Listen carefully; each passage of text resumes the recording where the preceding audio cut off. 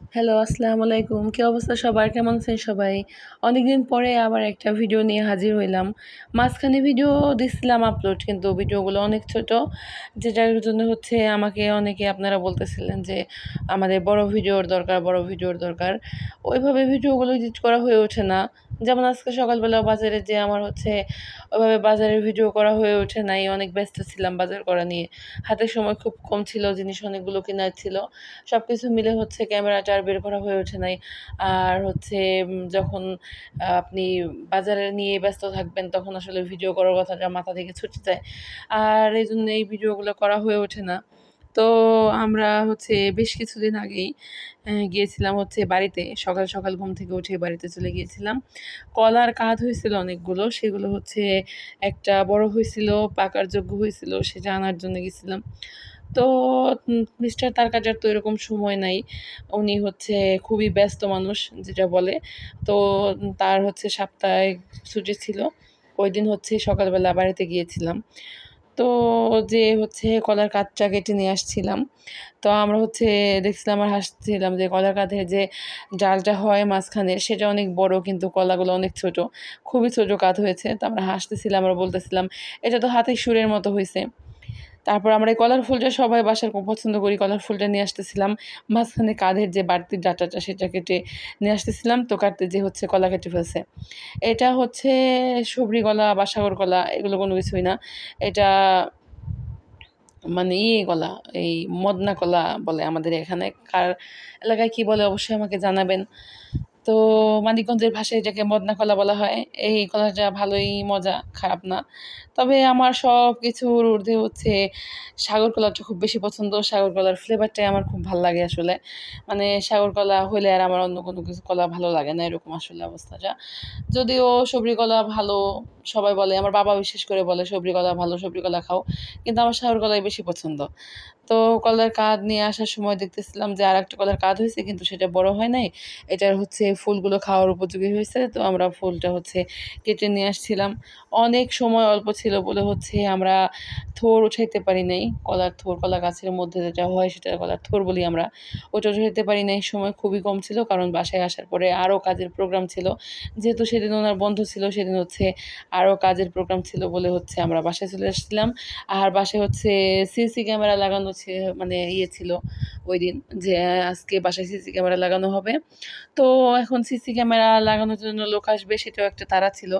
এজন্য বাড়িতে আর ওইভাবে দেরি করা হয় নাই। তাড়াহুড়া করে চলে আসছিলাম। তো ক্যামেরা আনার পর হচ্ছে ক্যামেরা আমরা হচ্ছে অর্ডার দিয়ে আসছিলাম। আমার মা যে হচ্ছে অর্ডার দিয়ে আসছিল। ক্যামেরা হচ্ছে নিয়ে আসছিল তারাই বাসায় বাসায় আরকি তাদের সাথে করে নিয়ে আসতেছিল। তো নিয়ে আসার পর আমরা হচ্ছে ক্যামেরাটা আমি দেখে নিচ্ছিলাম যে ক্যামেরাটা কেমন দিয়েছে, ভালো দিয়েছে কিনা। ভালোই আছে ক্যামেরা, খারাপ না।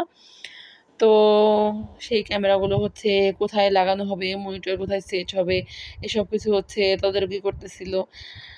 আমার আম্মু আর আমি মিলে তদারকি করতেছিলাম। কারণ আমার আব্বু হচ্ছে একটু ব্যস্ত ছিল, বাসায় ছিল না। আর তার কাটা ওই আব্বুর সাথেই গিয়েছিল কোথায় যেন। আমার এখন মনে নাই আসলে তারা কোথায় গেছিল। তো এখানে হচ্ছে আমাদের বাইরে একটা ক্যামেরা লাগানো হইতেছে। তার একটু ভিডিও করে নিছিলাম। তারপরে হচ্ছে আমাদের গ্যারেজে একটা ক্যামেরা লাগানো হইছে, সেটার ভিডিও করে নিয়েছিলাম। ক্যামেরা আরও লাগানো যেত। ক্যামেরা অর্ডার দেওয়া হয়েছিল ৬ টা। কিন্তু ৬ টা ক্যামেরা লাগাতে পারিনি। গাছপ্রেমিক হলে যা হয় আসলে।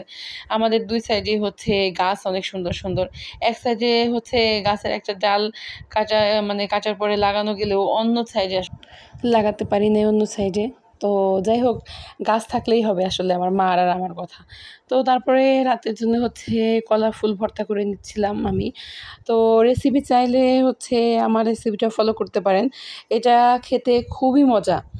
তো আমি হচ্ছে কলার ফুল সিদ্ধ করে নিয়েছিলাম পানি দিয়ে, নরমালি ট্যাপের পানি দিয়ে। যদি চান তো এই কলার ফুলটা হচ্ছে বৃষ্টির পানি দিয়ে যদি সিদ্ধ করে নেন, তাহলে হচ্ছে আপনাদের এই কলার ফুলটা হচ্ছে কালো হবে না। একটু হলুদ দিয়ে যদি বৃষ্টির পানি দিয়ে সিদ্ধ করে নেওয়া হয়, তাহলে কালো হবে না। তো সেদ্ধ করা হয়ে গেলে ওটাকে হচ্ছে একটা ছাঁকনির মধ্যে ঢেলে ভালো করে হাত দিয়ে কষলে ধুয়ে নিতে হবে। এটা আমার মনে হয় যারা কলা ফুল লাভার তারা সবাই কম বেশি জানে। আর যারা জানেন না তারা একবার খেয়ে দেখবেন। ট্রাই করে দেখবেন কেমন লাগে। অবশ্যই মজা লাগবে, অবশ্যই ভালো লাগবে। পরে না আবার আপনার কলা ফুল লাভার হয়ে যান। যাই হোক, তারপরে হচ্ছে সেটা ঠান্ডা হয়ে আসলে একটু কাঁচা মরিচ দিয়ে হচ্ছে সেটাকে ভালো করে লবণ দিয়ে ব্লেন্ডার করে নিতে হবে। হাতে বাটলেও হয়, পাটা পদ্ধতিতে হাতে বাটলেও হয়, কিন্তু আমি হচ্ছে কাজে তাড়াহুড়ার জন্যে প্লাস অলসতার জন্য হচ্ছে ব্লেন্ডার করে নিয়েছিলাম। এটা সবাই করে, বর্তমান যুগটা এমন হয়ে গেছে যে কাজ অল্প করলেই ভালো হয় আসলে। তারপরে একটু তেল নিয়ে তেলের মধ্যে হচ্ছে পেঁয়াজ হচ্ছে ভালোমতো বেরেস্তার মতো করে ভাজি করে হচ্ছে কলা ফুলের সেই ব্লেন্ডারটা দিয়ে পানিটা ভালোমতো শুকিয়ে একটু হলুদ, একটু মরিচের গুঁড়া দিয়ে ভালোমতো শুকিয়ে নেড়েচেড়ে নামিয়ে নিলেই হয়ে যায় মজাদার কলা ফুলের ভর্তা। এটা অনেক মজা। গরম ভাতের সাথে খেলে হচ্ছে আপনার কখন যে ১ প্লেট ভাত শেষ হয়ে যাবে আপনি বুঝতেই পারবেন না। অবশ্যই ট্রাই করে দেখবেন, আর আমার ভিডিওটা কেমন লাগলো অবশ্যই আমাকে জানাবেন। ভালো থাকবেন সবাই।